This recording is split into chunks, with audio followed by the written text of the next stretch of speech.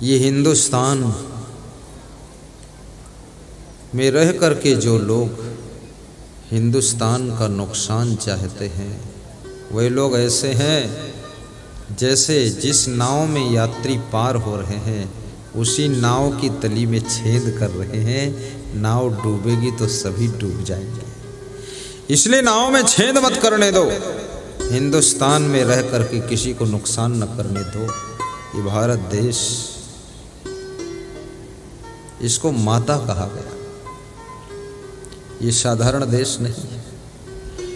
विश्व में इतने देश हैं, किसी देश का नाम माता कहकर नहीं पुकारा जाता है।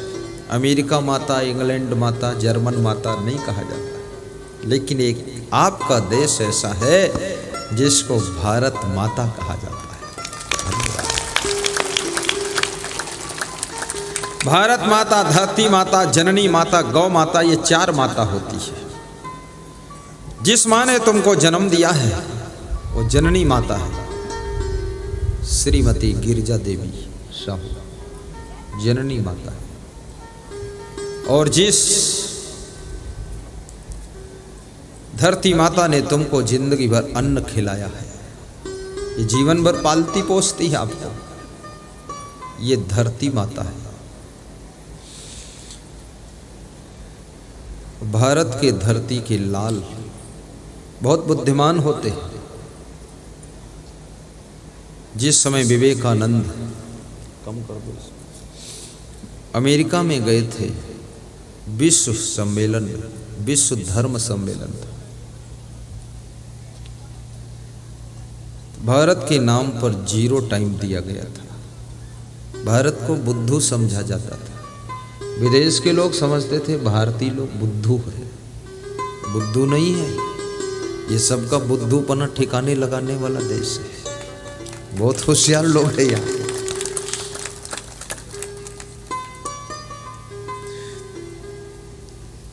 तीन इंजीनियर वैज्ञानिक बैठे आपस में सलाह कर रहे थे। एक जर्मन का वैज्ञानिक था, दूसरा अमेरिका का था, तीसरा इंडिया का था। तीनों सलाह कर रहे थे एक ऐसा हवाई जहाज बनाए जो कि 1000 यात्रियों को लेकर उड़ान भरे और कम समय में समुद्र पार करके पहुंचा दे जिस देश में जाना हो। तो इंडिया का जो वैज्ञानिक था, इंजीनियर, उसने कहा बहुत अच्छा रहेगा, मेरा पूरा योगदान रहेगा। तो इंडिया के वैज्ञानिक इंजीनियर ने जर्मन के इंजीनियर से पूछा कि आप क्या कर सकते हो। तो उसने कहा मैं ऐसा इंजन बना सकता हूँ जो 1000 यात्रियों का लोड लेकर उड़ जाएगा। अमेरिका वाले से पूछा तुम क्या कर सकते हो। बोला मैं ऐसी बॉडी बना दूंगा, सब चेयर लगा दूंगा जिसमें बैठ के आराम से लोग यात्रा कर सकते, बॉडी में कोई डिस्टर्ब नहीं। तो दोनों ने पूछा आप इंडिया के इंजीनियर आप क्या कर सकते। बोले मैं उस बॉडी पर लिख दूंगा कि इंडियन एयरलाइंस आ रहा है। इतने भारत के लोग बुद्धिमान हैं, नाम अपना लिख देंगे।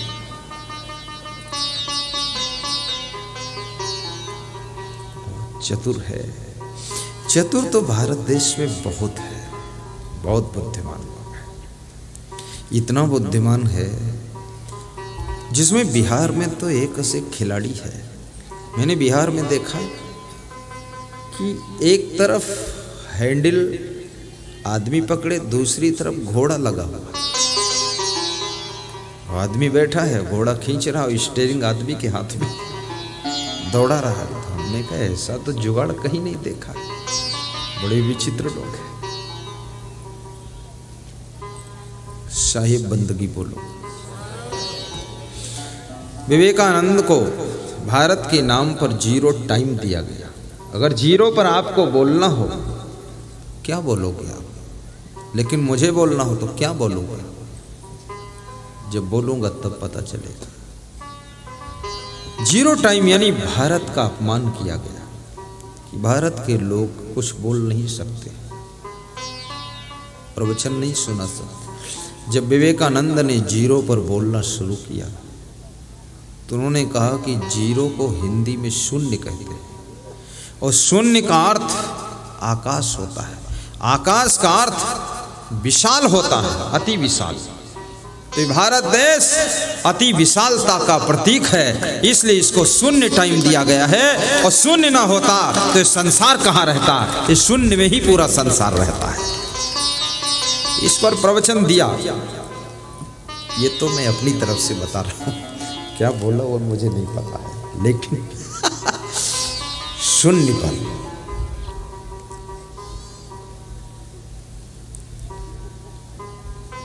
दूसरे दिन अखबार में छप कर आया कि भारत से एक ऐसा विद्वान आया है जिसकी विद्वता के वजन के सामने विश्व के सभी विद्वान हल्के हो गए। तो समस्त श्रोताओं को धन्यवाद देते हुए मैं कहूँगा, महान बनो और विद्वान भी बनो। आपके देश के जो प्रधानमंत्री हैं वो विद्वान भी हैं। विचार कुंभ उज्जैन में जब उनका आगमन हुआ तो उसमें चुने चुने संतों को बुलाया गया था, मुझे बुलाया। तो प्रधानमंत्री बोल रहे थे, तेन तेक तेन भुज्जी था, उपनिषद का मंत्र बोल रहे थे। तो मैंने कहा, अरे ये तो साधुओं का काम है उपनिषद बोलना, ये प्रधानमंत्री कैसे बोल रहा है। तो इसको पूरा श्लोक याद था कि नहीं याद था मुझे नहीं पता है, लेकिन इतना बोलता था, चौथाई हिस्सा, तेन तेक तेन भुज्जी था, ईशावास्यमिदं सर्वं यत् किंच जगत्याम जगत, तेन तेक तेन भुज्जीता माँ ग्रद्धा कस्य स्वित धनम। ये पूरा श्लोक है, पर उसको शायद नहीं याद होगा, एक टांग याद कर लिया था, पर उससे काम चला लिया। कहने का मतलब ये जो संसार है ये सब ईश्वरमय है। सिया राम मैं सब जग जानी, करहु प्रणाम जूर जुग पानी। और त्याग पूर्वक इस संसार में रहो। कस्य सुई धनम, ये धन ये भोग पदार्थ किसके हैं, अर्थात किसी के नहीं है, एक दिन सब छूटने वाले हैं। इसलिए दूसरों का हिस्सा मत लो, उनका हिस्सा उनको दे दो और त्याग पूर्वक इस संसार में रह करके सुख शांति का आनंद प्राप्त करो। ये अर्थ है इसका। तेन तेक तेन भुज्जी था। तो विद्वान भी बनो, थोड़ा अध्ययन भी किया करो, कभी कभी समय निकाल कर रामायण भी पढ़ो, समय निकाल कर कबीर के दोहों का अध्ययन करो, और कभी कभी चाणक्य नीति, विदुर नीति, शुक्र नीति, बृहस्पति नीति, भर्तृहरि नीति का भी अध्ययन करो। कभी कभी उपनिषद और वेद के मंत्र ऋचाएं भी पढ़ो, ज्यादा नहीं, एक श्लोक पढ़ो बस।